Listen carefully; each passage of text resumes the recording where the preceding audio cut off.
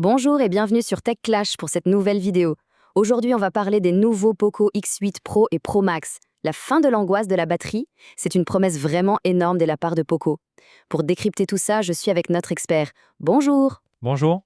Alors, la question qui est sur toutes les lèvres, cette promesse d'une autonomie record, est-ce que c'est une vraie révolution ou on est juste face à un très bon coup marketing? C'est la question essentielle. Et en fait, pour bien y répondre, il faut comprendre que Poco est en train de faire un vrai virage stratégique. C'est un pari assez audacieux sur le marché actuel. Un virage stratégique, c'est-à-dire? Qu'est-ce qui change concrètement? Eh bien, la plupart des marques aujourd'hui se font une guerre sans merci sur la qualité des photos. Poco, et je trouve ça plutôt malin, a décidé de prendre tout le monde à contre-pied. Il laisse un peu ce critère de côté pour se focaliser à fond sur deux choses, la puissance et surtout une autonomie qui est censée écraser toute la concurrence. L'idée, c'est de s'attaquer à la frustration numéro 1 des gens, cette peur panique de voir son téléphone mourir à 18 heures. Et quand on dit autonomie record, est-ce qu'on a des chiffres pour se rendre compte? Oui, et ils sont assez dingues. Le modèle Pro Max, tenez-vous bien, il embarque une batterie de 8500 mAh. Juste pour comparer, la majorité des smartphones haut de gamme, ils tournent entre 4500 et 5000. Là, on est quasiment sur le double. Ah ouais, c'est juste colossal en fait. D'accord. Mais alors, il y a deux modèles dans la gamme, le X8 Pro et le X8 Pro Max. Pourquoi cette distinction?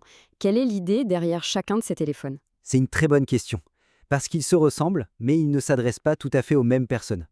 Poco a vraiment voulu proposer deux approches, deux philosophies bien différentes. Pour faire simple, on a d'un côté le Poco X8 Pro.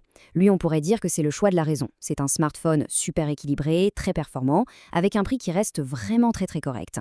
Et de l'autre, on a le X8 Pro Max. Lui, c'est le choix de l'extrême. Il pousse tous les potards au maximum, la puissance brute et bien sûr cette batterie complètement folle. Rentrons un peu dans la technique alors. Concrètement, qu'est-ce qui justifie l'écart de prix entre les 309 € du Pro et les 429 € du Pro Max? Alors, le tableau résume bien les choses. Les différences sont assez claires. Le Pro Max passe sur un processeur bien plus musclé, le Dimensity 9500S. Pour le dire simplement, c'est une puce qui est taillée pour les jeux vidéo les plus gourmands sans jamais flancher. Il a aussi plus de mémoire vive, 12 Go au lieu de 8. Et évidemment, le gap sur la batterie est gigantesque. On passe de 6500 mAh, ce qui est déjà excellent, à 8500 mAh. Et ça, c'est juste du jamais vu sur le marché. D'accord, le gain en puissance et en autonomie est bien réel, mais j'imagine qu'il y a forcément des contreparties. Des compromis à faire quelque part? Exactement. Le point fort numéro 1, c'est ce ratio performance-autonomie-prix qui est quasiment imbattable. Mais le compromis, il se fait très clairement sur la partie photo. Attention, elle est tout à fait correcte pour un usage de tous les jours, mais on n'est pas au niveau des cadors du marché, c'est certain. Et puis, il faut le savoir, le Pro Max, avec sa batterie monstre, il est forcément un peu plus lourd en main. Justement, parlons un peu des concurrents. Comment est-ce que ces nouveaux Poco se placent face aux autres smartphones qui sont déjà bien installés sur ce segment de prix? Eh bien, ils arrivent avec une proposition tellement marquée que ça va forcément créer ce que j'appelle un duel des priorités face à leurs rivaux. Ça va être très intéressant à observer.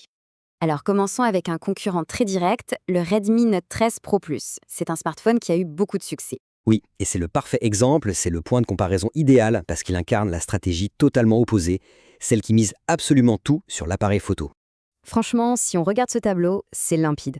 Le Redmi à 255 € est un peu moins cher et il reste le roi de la photo avec son capteur de 200 mégapixels. C'est incontestable. Mais dès qu'on regarde l'autonomie ou la puissance pure, il se fait littéralement déposer par les deux modèles Poco. Du coup, le choix dépend vraiment de la priorité absolue de la personne qui achète. Est-ce que c'est la photo ou est-ce que c'est l'autonomie? Compris. Et si on monte un tout petit peu en gamme, face à un géant comme Samsung et sur Galaxy S25 FE, ça donne quoi? Là, la bataille est différente. Samsung, il ne joue pas que sur la fiche technique brute. Il joue aussi beaucoup sur l'expérience globale, l'écosystème, le logiciel. C'est quand même fou de voir l'écart sur la batterie, c'est presque le double. Complètement. Le Samsung, qui sera autour de 483 €, il va offrir une expérience plus premium, une meilleure finition et un écosystème logiciel qui est très bien intégré. Mais sur l'autonomie pure, il ne peut juste pas lutter. C'est pas son terrain de jeu. Encore une fois, Poco écrase tout sur ce critère précis, tout en étant bien moins cher. C'est on ne peut plus clair. Du coup, pour finir, si on devait donner le verdict final, qui devrait acheter quel téléphone? On peut résumer ça de manière très simple, en fonction des profils d'utilisateurs. En gros, le Poco X8 Pro, c'est le choix le plus malin pour la quasi-totalité des gens. Je dirais 90% des utilisateurs. Il offre déjà une autonomie fantastique, de super performances, le tout pour un prix hyper attractif. C'est le meilleur rapport qualité-prix des deux. Le Pro Max, lui, il vise une niche bien précise. Les gamers hardcore, les power users, qui poussent leur machine à fond, et tous ceux pour qui ne plus jamais avoir à penser à leur chargeur est le luxe ultime. D'ailleurs, le verdict de nos confrères de JT Geek résume ça parfaitement. Le X8 Pro, c'est le choix intelligent, le X8 Pro Max, c'est le choix radical. C'est une super conclusion, merci beaucoup pour toutes ces explications, c'était vraiment très clair. Avec grand plaisir. Voilà, notre décryptage se termine ici. Si cette analyse vous a été utile, n'hésitez pas à laisser un petit pouce bleu, ça nous aide énormément. Et bien sûr, pour ne rien manquer de nos prochaines analyses, le mieux c'est de s'abonner à TechClash.